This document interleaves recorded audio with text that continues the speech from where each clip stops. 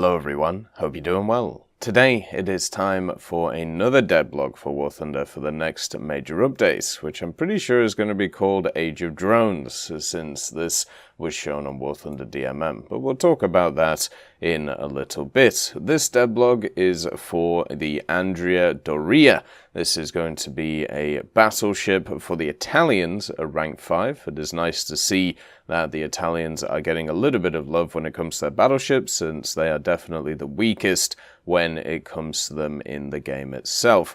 It is going to be in the standard tech tree, and hopefully will bolster the lineups for the Italians.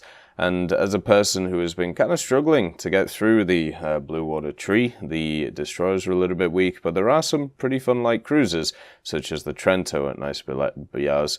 It is nice to see there is a light at the end of the tunnel. Let's get into the history of the Andrea Doria. While Italy was ramping up its construction of Dreadnought battleships in the early 1910s, the decision was made to construct another 2 battleships in order to meet its naval rearmament goals. As ships of the Conte di Cavour class were already under construction at the time, shipbuilders decided to base the new class off the design of the former, while only applying some minor changes. This design was completed within 6 months, and construction was ordered on September 1911. Andrea Doria was laid down in March of 1912 in the Spezia dockyards and was subsequently launched the following year. However, it wouldn't be until 1916 before the warship was considered complete.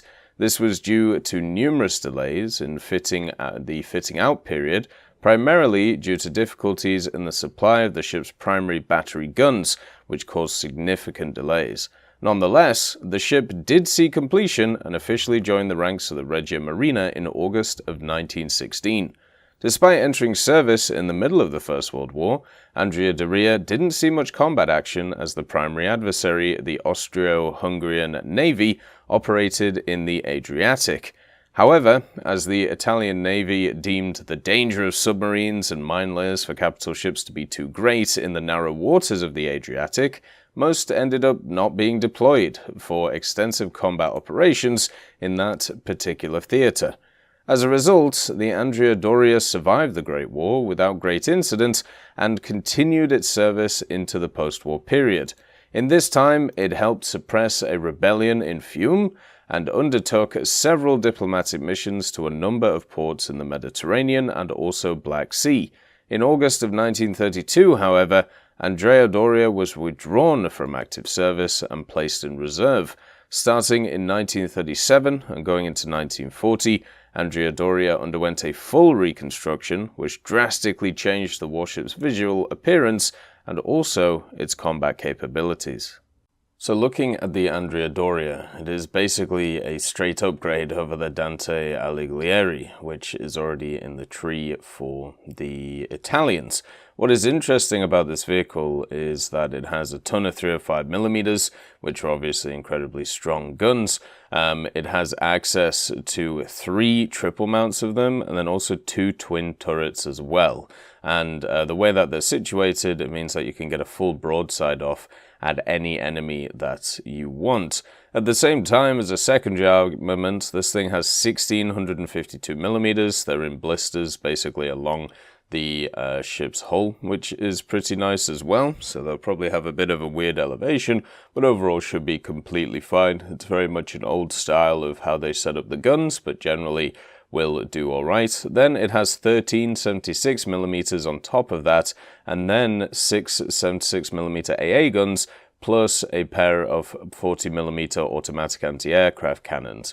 So my guessing is the version we're getting is kind of the refit version, where they added a bunch of different stuff to it. Some of the guns are actually situated on top of the main turrets, which is always a fantastic little idea when it comes to these machines. I feel like you wouldn't be wanting to fire both sets of guns at the same time, but luckily in game that happens all the time. The vehicle itself has 34,000 horsepower, being a large battleship, and also can reach speeds of 40 kilometers an hour while moving around the place, which I feel like is quite good. The other thing about it is, of course, its armor. So it has a 250mm belt, which isn't the worst, but definitely isn't the best at these tiers, and then on the turret fronts it has 280mm of armor as well. The complement of crew is 1260, and remember, when it comes to crew in naval, the way it basically works is the more crew you have, the more kind of HP that you have, especially if you have higher crew skills, so the more the better at the end of the day. So what you're getting out of this machine, very high main firepower, which hopefully will have a good reload on it, because that's something which definitely can hamper this, even though it has the unlucky number, having 13 12-inch guns. It should be able to put a lot of boats straight out of their misery, or a lot of ships, I should say, and the broadside should be very effective on this. And as a secondary armament point of view, it has a lot more than a lot of other machines around these BRs. There's a few machines nowadays, especially with the Alaska coming in, which do have very good complementary secondary batteries. But for many of the kind of dreadnoughts area or battleships of the First World War, they still struggle against the air threat, whereas something like this, the Andrea Doria, will have a much better time at dealing with them. How will it fit in the meta at high tier? We'll have to see, especially since a lot of new players will be joining that meta with stuff like the Haruna, which I think is one of the positives of doing an event, to be able to give people a taste of the high tier stuff to see if they like it or not. And hopefully in naval, we'll see more of these moving around. I know for a long time people have been very disappointed in the Italian naval arm, mainly because it's not as good as other areas, and because naval is one of those game modes where, you know, firepower and armor make right, plus a little bit of speed every so often. Basically what happens is if you're facing an enemy which out-reloads you, or does more damage on its guns, or generally has a bit more armor than you, it can be a little bit rough to play. And a lot of the Italian destroyers have very weak reloads and very weak survivability. When your general bonus, or your general thing to look forward to when the Italians were actually announced, was the idea that they were slightly quicker than everything else, you knew you were in for a bad time. And unfortunately, even though the Italian destroyers have maybe one or two advantages over the enemies, they're not useful enough to be able to conquer some of the meta machines around those BRs.